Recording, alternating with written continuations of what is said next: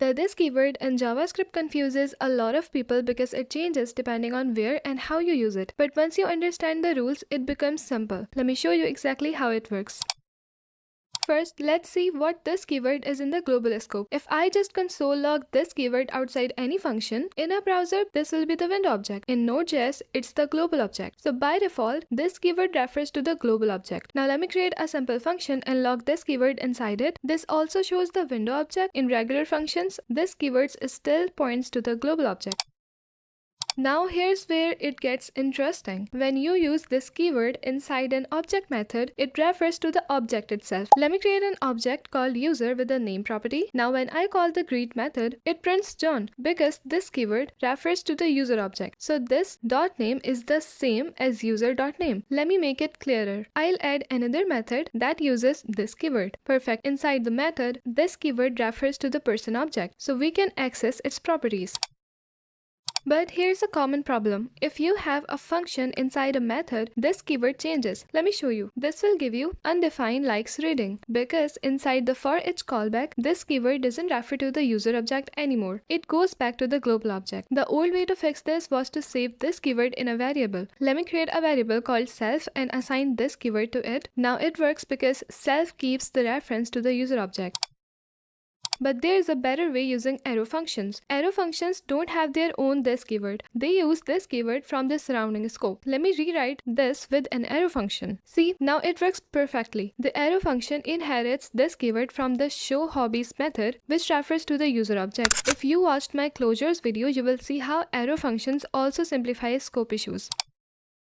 When you use this keyword in a constructor function, it refers to the new object being created. Let me create a constructor function for a car. Now when I create a new car using the new keyword, this keyword inside the constructor refers to my car, the new object we just created. So this .brand sets the brand property on my car. Let me create another car. Each car has its own this context, so they have separate properties.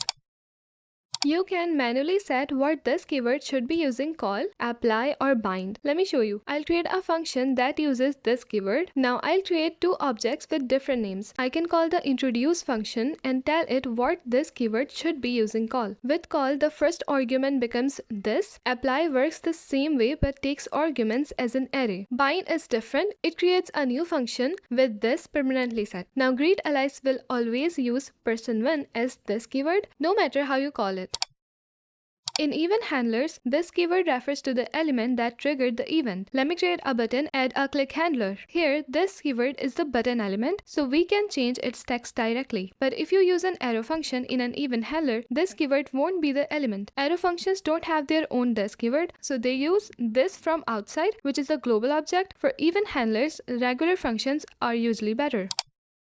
In JavaScript classes, this keyword refers to the instance of the class. Let me create a simple class. Now when I create an instance, this keyword inside introduce refers to the John, the instance we created. But watch what happens if I try to use the method separately. It breaks because this is lost. To fix this, we can bind it in the constructor. Now it works. Or you can use an arrow function as a class property, which automatically binds this.